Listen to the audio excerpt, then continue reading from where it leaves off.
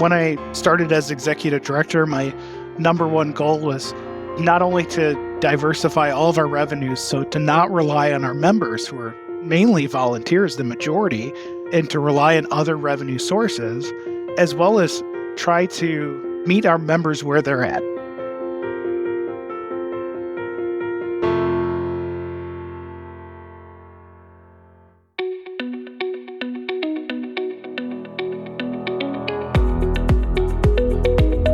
This is Associations Thrive, the podcast celebrating successful associations and their leaders.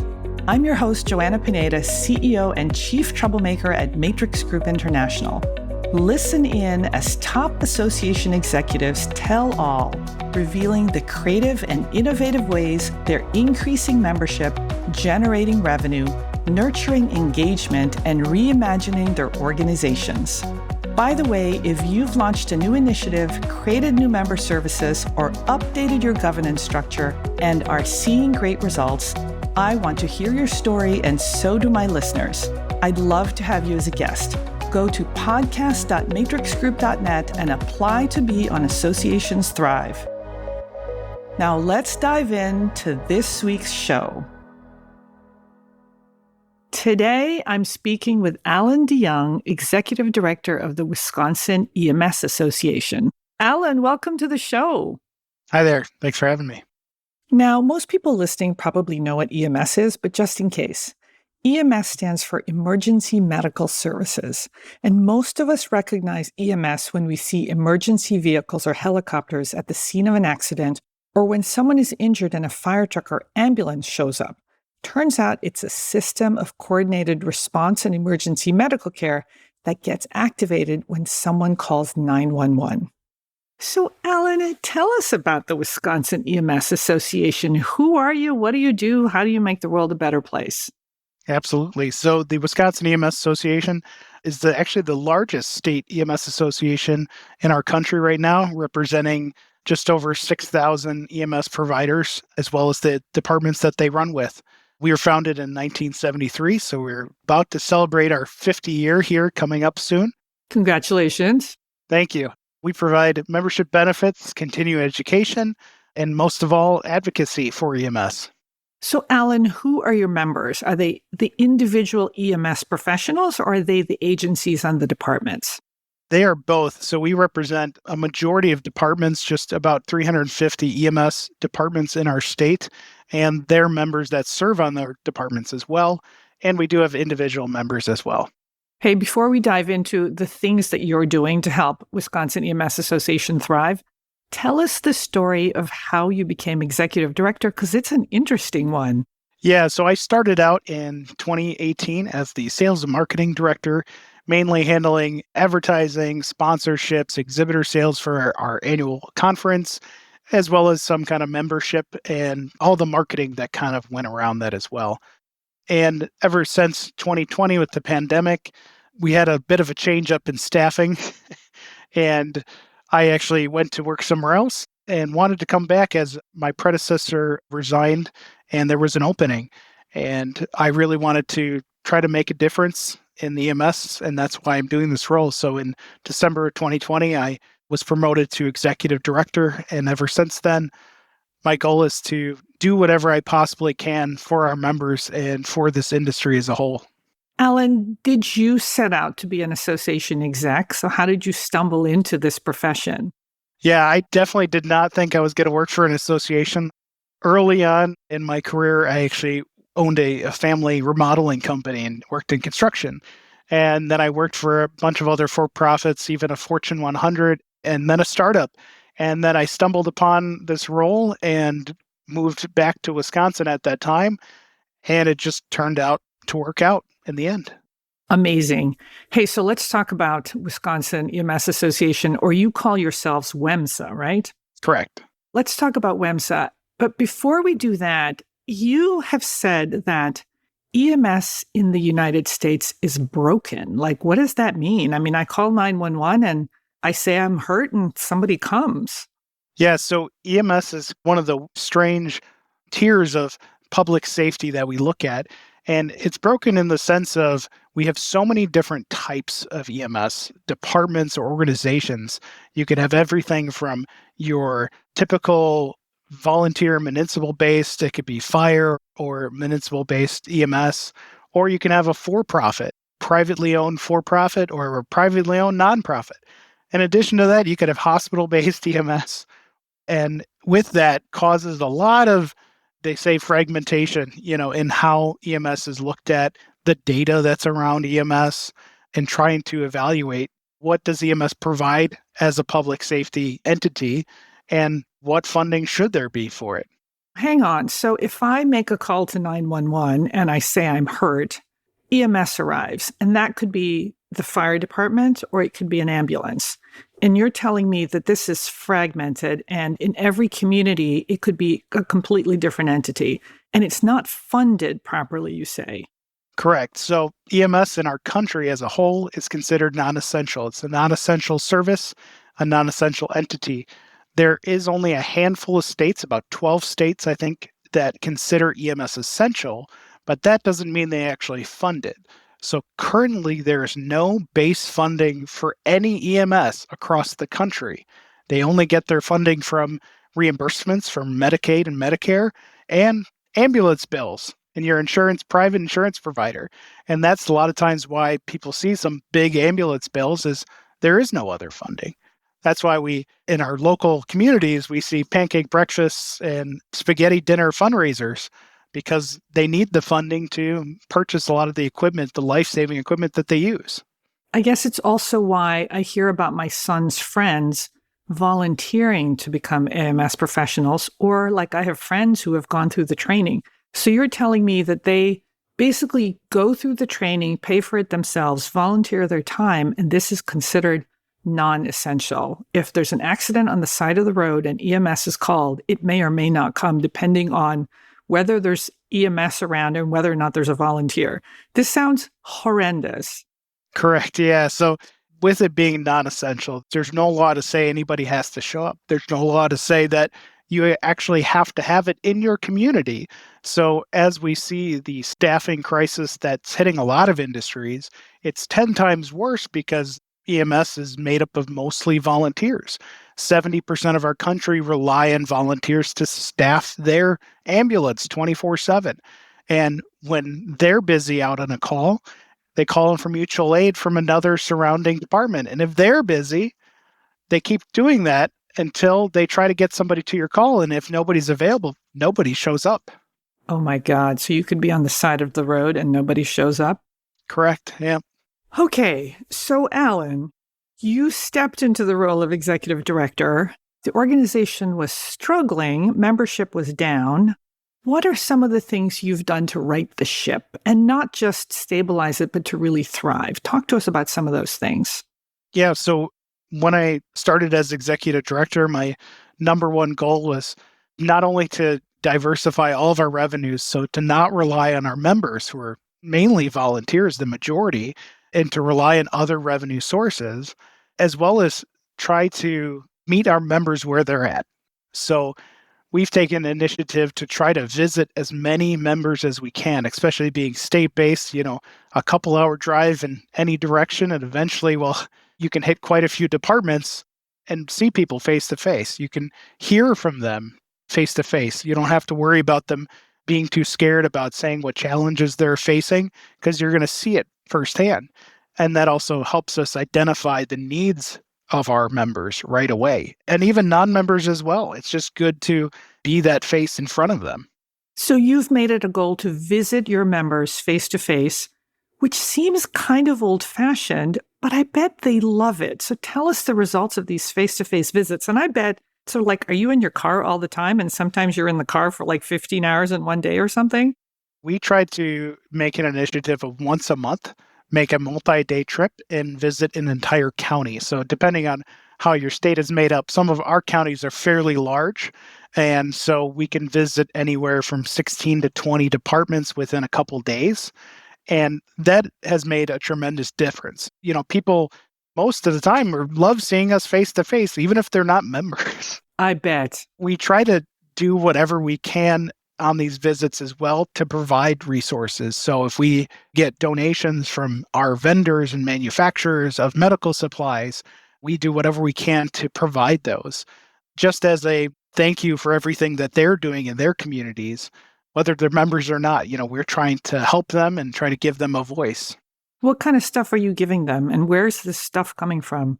We ask many of our vendors and manufacturers to provide anything that could be expiring within a certain time frame, that could be changing packaging, that could just be overstock. Many of these, they have limited warehouse space. You have any overstock that you'd like to send us, please do.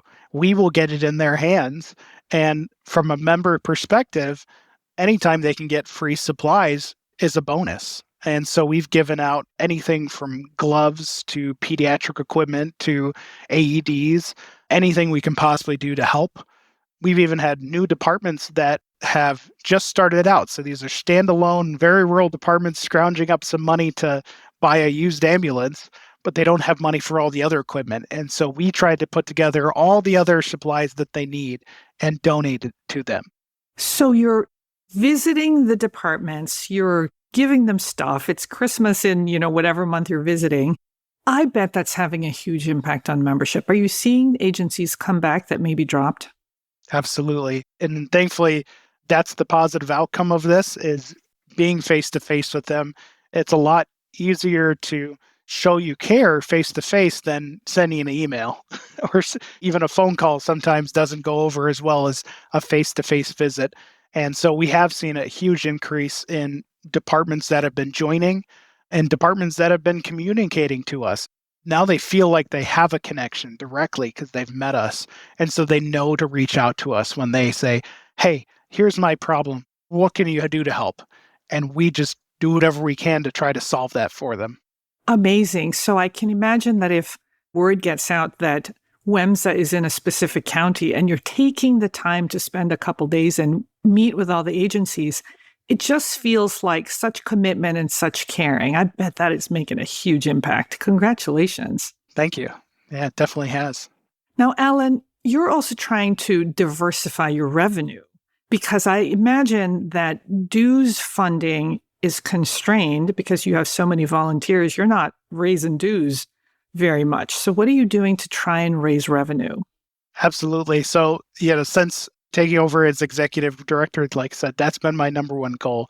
So we've done everything from launching a new career center to trying many different affinity programs, as well as revamping our advertising offerings, to seeing what else we can do, from, opening a shop for EMS specific needs. So one of the needs that from visiting a member face to face, they said, well, we use our personal vehicles to respond to this call. And when we pull up on scene, people don't know we're with EMS. Do you guys have some type of vehicle reflective stickers that we can put on our vehicles? Ooh. And these type of ideas we're getting because we came to visit and we saw them. Wow. We saw them pull up in their personal vehicle type of thing, and they asked about it. So we're trying to look for every opportunity, not just necessarily where we can make money, but I do think making money is important, because the more money we can make as an organization, even as a nonprofit, that means the more resources we can provide to our members, and the better that our members can serve their communities then, which everybody is a part of. I'm a part of. So it just goes a long way to try to increase association revenue, but then find ways to provide more benefits and more value. Speaking of adding more value, you are the only state-based nonprofit that actually provides continuing education nationwide to EMS professionals. So that means I can be an EMS professional in California, take your training and get credit for it. And you're the only one that can do this in the nonprofit space. So why did you do that? And what's been the result of that? So previously we were a training center, licensed training center with our state, but that limited us to just providing for education within the state. We had other state professionals in EMS that came to our conference, and we weren't always able to offer them educational credit. So by becoming nationally accredited, it has kind of opened the door for who can come to our conference. Online education, so the webinars that we have hosted, we can accredit them nationwide. And people feel like that, yeah, I'm in California. I can still get some credits through WEMSA. We literally just had a member from Iowa, send in their membership renewal. It's been definitely a great benefit to have. It was a process to go through, but definitely a big member benefit. Amazing. And that really increases your reach potentially because you can really be training people across the country. Correct. And we don't necessarily want to compete with all the for-profits out there that do the same thing, but we do want to try to provide some additional benefits. And sometimes it is, I just need a class on trauma. I just need a medical class on cardiac, whatever. It's much easier to pick off those 1, 2 classes, 3 classes that you need for renewing your license as an EMS provider through our educational platform. And that's another thing that we actually launched, not necessarily for a revenue stream, but as a member benefit to hopefully increase member revenue that way. So, Alan, you talk about how EMS funding and the state of EMS in the country is broken. You've talked about how you're trying to raise awareness of all of this. So talk to us about that. We're doing 2 different approaches. One approach is working with our technical colleges for new EMS students to get them introduced to WEMSA as an organization and providing them kind of a goodie box of both things that they can use. So these student welcome boxes can have trauma shears and EMS medical reference cards, but also can have some kind of goodies and some snacks and such. And just a way for us to say thank you and offer them as well as a free student membership. So that's kind of one side that we're doing to reach the student audience. Wait, hang on. That is absolutely brilliant because what you're doing is you're reaching out to the influencers, the faculty advisors and the faculty who are teaching the EMS professionals, hopefully encouraging them to say to their students, you got to join WEMSA. And we know, Matrix Group as a company, when we work with professional organizations, when you get those faculty advisors really telling their students, you got to join, those students listen. So that is just brilliant. And you're getting them early in their careers. That's the goal. And we kind of identified that as one of our communication needs, that we weren't reaching this audience. Most of the more experienced EMS providers have known about us for years, but the new ones have not. And so one way for us to try to fill that need and reach that audience. And I think that hopefully should go quite a long ways. And if they become a member early, they know you're a nonprofit, they know that you represent them, and you've got training for continuing education. Why would they go anywhere else? Exactly. So the other approach in terms of just outreach too for communication has been just spreading awareness about EMS. Most people don't know that it's not funded. Most people don't know that it's mostly volunteer-based. And so any opportunity we get through any channels, media channels, I don't want to say podcasts, but podcast is one of them, podcast as well, radio, TV, just to spread the word about EMS. And it shows from our end as the association that we're trying to help spread awareness, be the voice for EMS, and represent our members in that whole process. And it just helps to inform the public too. What can your average person who is listening to this podcast or hears you, what can an average person do to improve the state of EMS in their community? I think the best way is to find a way to support their local EMS department, whether that's volunteering if they can, whether that's a pancake breakfast fundraiser that they attend, donate to, or what we've seen a lot, especially recently, are referendums for increased funding. And really understanding that this hasn't been something that has been ever funded.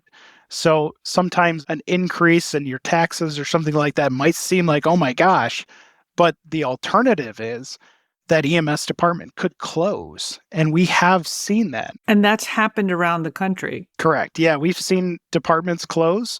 We've seen entire areas go without EMS. And so they try to rely on any mutual aid from another county.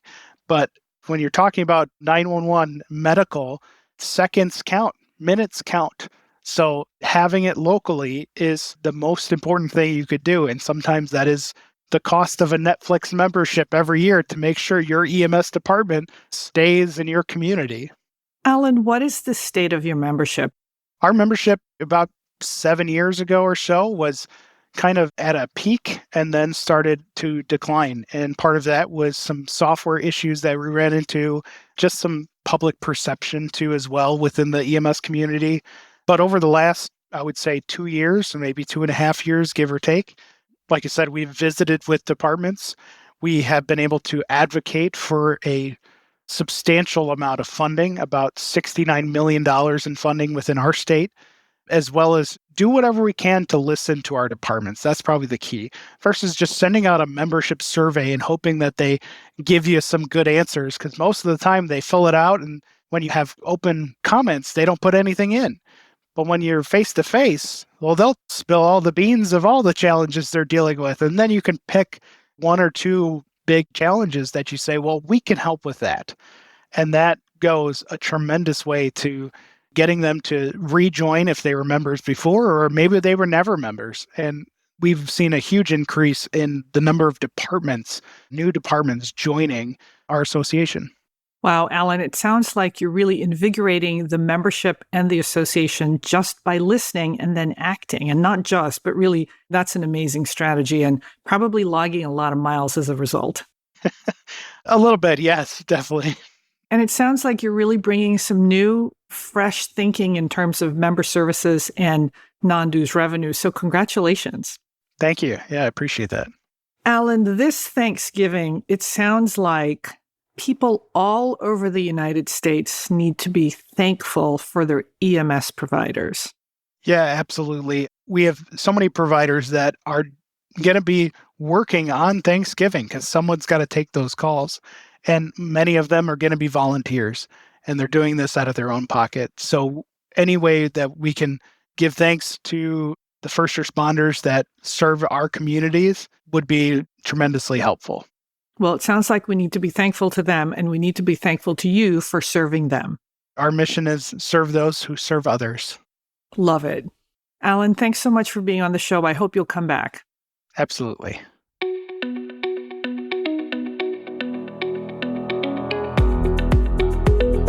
Thanks for listening to Associations Thrive. We're so glad to have you here.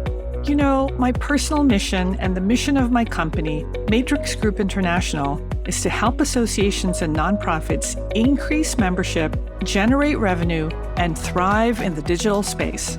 I want to hear stories of how your organization is thriving in today's challenging landscape. Please apply to be on my show by going to podcast.matrixgroup.net. By the way, do you need help with a digital initiative? Maybe it's a website redesign, a new membership database, or a hybrid meeting that you're planning. I'd love to connect with you. Please visit the Matrix Group website at matrixgroup.net. Thanks again for listening to this week's episode of Associations Thrive. Don't forget to subscribe to the show, leave a 5-star rating, post a comment, and share it with your colleagues and friends. Bye!